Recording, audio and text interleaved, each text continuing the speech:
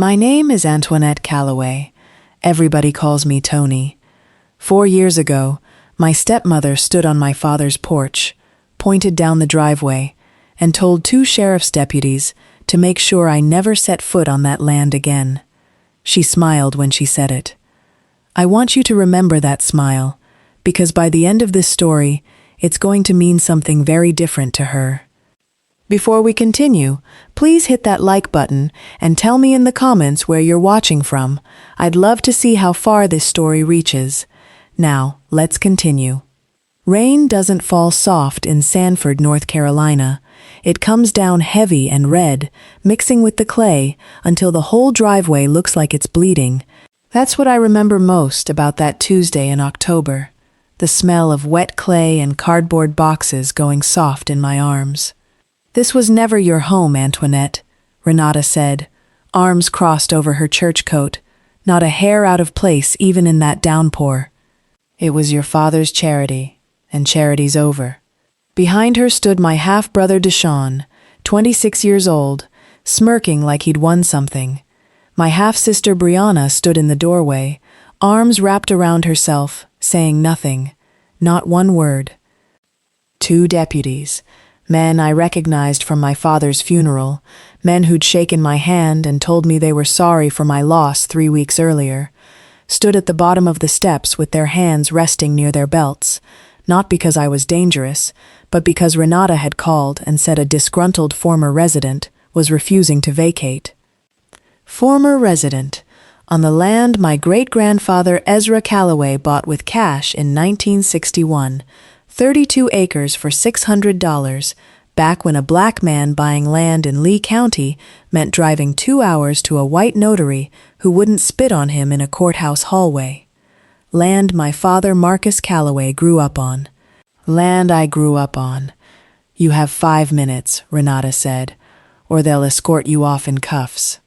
I looked at my father's truck in the driveway, the one Renata hadn't sold yet, keys still hanging by the door where he always left them.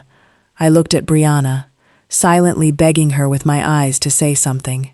She looked away. I carried 3 boxes and a duffel bag to my car.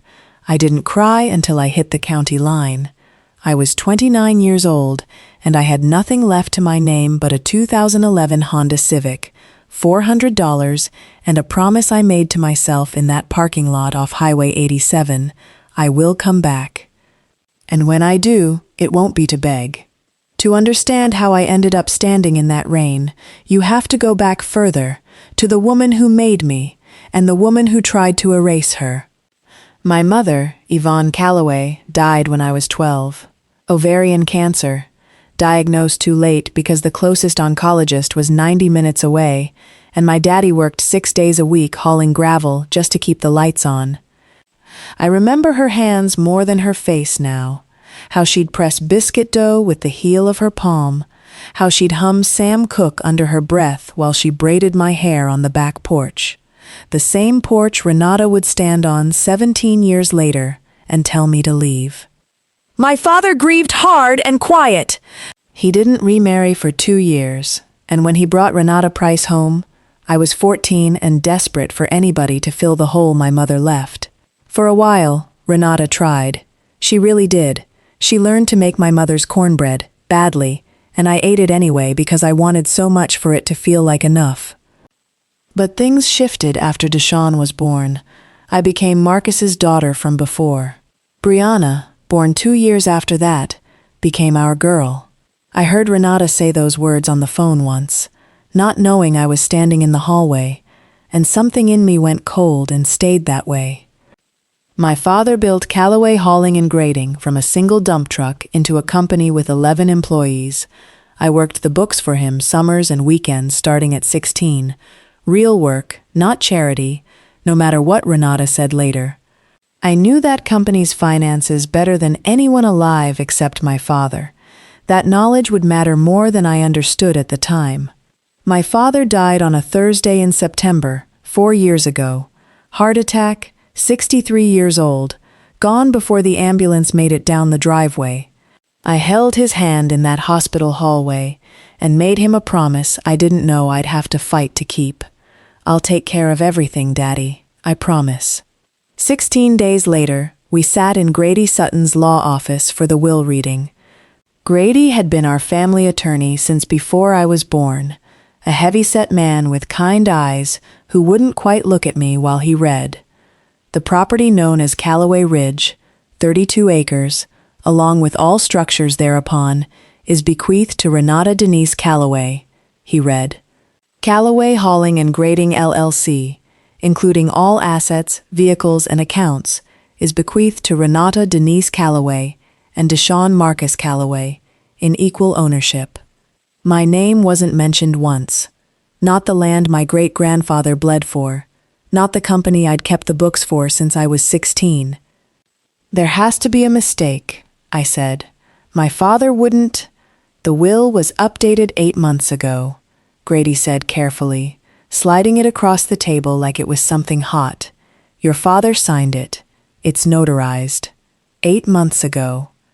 Right when my father's memory had started slipping, when Renata had started driving him to doctor's appointments alone, when I'd started noticing he seemed confused about conversations we'd already had. Renata didn't even try to hide her satisfaction. Marcus knew exactly what he wanted, she said. You were always going to leave eventually, Antoinette. Everybody knew that. Brianna stared at the table the entire time.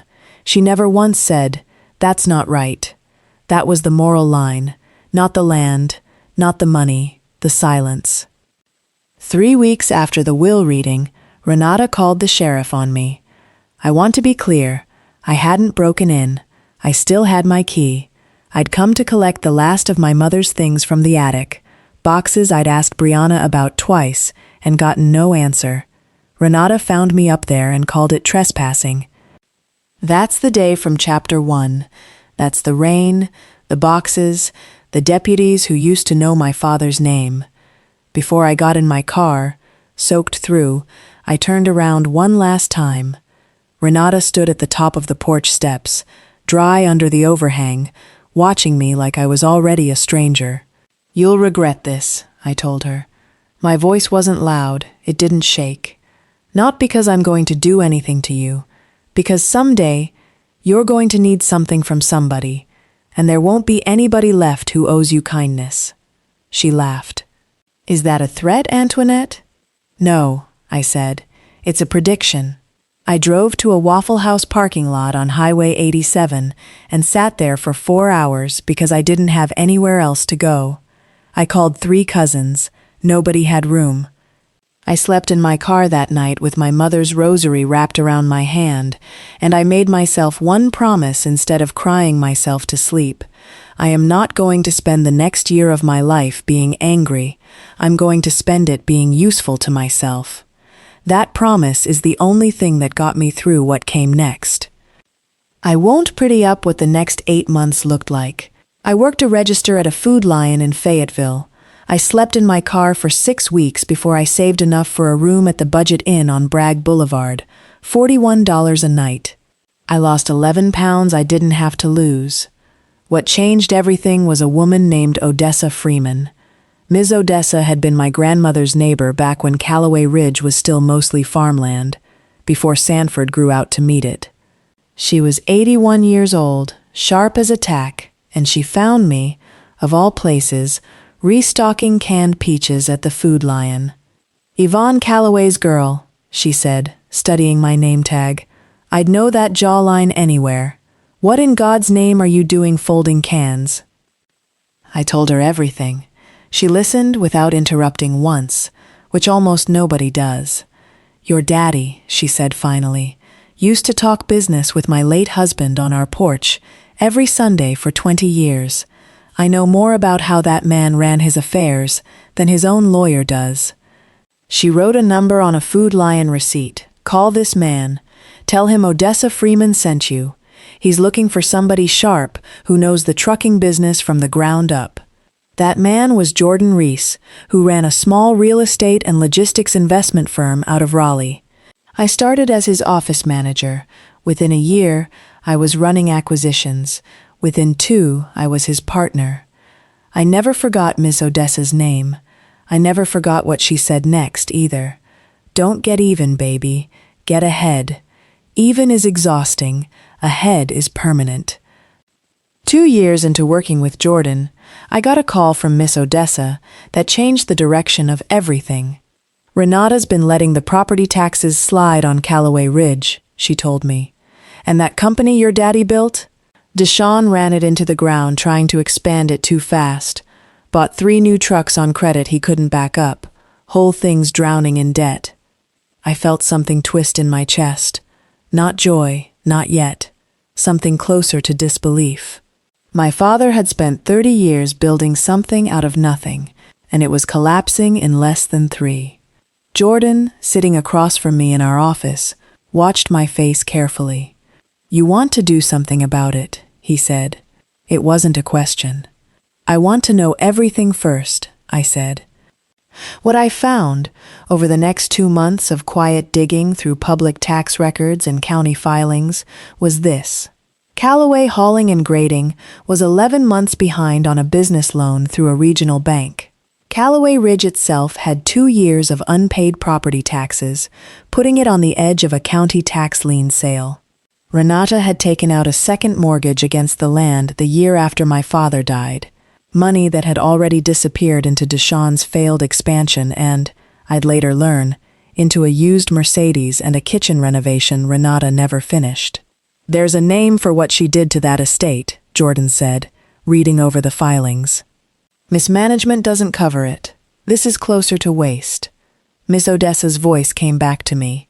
"Don't get even, get ahead." "I want the note," I told Jordan. "Whatever bank holds that mortgage, I want to buy it before the tax sale happens. Quietly. Through the firm, not my name." Jordan didn't ask me twice. Buying a distressed note isn't as simple as movies make it look, but Jordan Reese Holdings had done it before, and Walter Sinclair, the loan officer at First Piedmont Bank who'd inherited Renata's account after a merger, was more than happy to offload a non-performing loan off his books.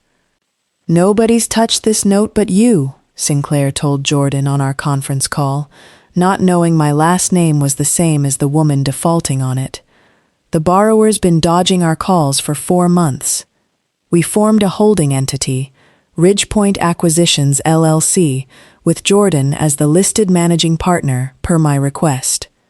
My name appeared nowhere on the paperwork. I wanted this done clean, done right, and done in a way nobody could later say I'd used my father's memory to swindle anybody. This wasn't about tricking Renata. This was about the debt she already owed, changing hands to somebody who'd actually collect it. We purchased the note at 72 cents on the dollar. 6 weeks later, we purchased the county tax lien on Callaway Ridge outright, before it ever reached public auction, completely legal, and completely devastating for a family that had no idea the ground under them now technically belonged to strangers. I didn't celebrate. I sat in my car outside Ridgepoint's offices that evening and cried for the first time in almost a year, not out of triumph, but because some small, stubborn part of me had always hoped Renata would call, apologize, invite me back. Buying that paper meant admitting she never would. "You don't have to go through with the next part," Jordan said gently when I told him. "Yes, I do," I said. "I made a promise in a parking lot 4 years ago." I didn't move immediately. I waited 3 more months, watching the file, letting the situation unfold on its own timeline. During that wait, something I didn't expect happened. Brianna called me. I almost didn't answer. It had been 4 years since I'd heard her voice. "Tony, She was crying before she finished my name. "The bank sent a foreclosure letter. Mama's saying it has to be a mistake, that Daddy's company is worth more than that. Deshawn's not even living at home anymore. He moved in with his girlfriend when the trucks got repossessed. I don't know what's happening, and I don't have anybody to ask." I sat with the phone against my ear for a long moment, feeling every version of myself, the 14-year-old who wanted a stepmother, the 29-year-old standing in the rain, the woman who now legally controlled the ground under her half-sister's feet. "Why didn't you ever say anything?" I finally asked her, that day, any day after. "I was scared of her," Brianna said, quiet and small. She controlled everything, Tony. I was 19. I know that's not a good enough reason. No, I said, it's not. But it's an honest one, and that's more than I ever got from your mother. I didn't tell her about Ridge Point, not yet. But I told her one thing. Whatever happens next, you call me directly. Not her, not Deshawn, me. For the first time in 4 years, my sister said, "Okay." The foreclosure notice on Callaway Hauling and Grading went out on a Monday. The tax lien enforcement notice on Callaway Ridge followed 9 days later, giving the property 30 days before it transferred entirely into Ridge Point Acquisition's ownership, a formality since we already held both debts outright. I chose to be there in person when the final notice was served. Jordan offered to send someone else. I told him no. I needed to stand on that porch one more time, on my own terms. Renata opened the door already mid-argument with someone on the phone and stopped cold when she saw my face. "Antoinette," she said, like the name itself was an accusation. "I'm not here as Antoinette Callaway," I said, and handed her the folder. "I'm here as a representative of Ridge Point Acquisitions, the current legal holder of both the mortgage on this property and the outstanding business debt of Callaway Hauling and Grading." I watched her flip through the papers, watched her face change 3 separate times, confusion, then disbelief, then something close to fear. "This is you," she said. "You did this." "I bought debt you already owed, Renata," I said evenly.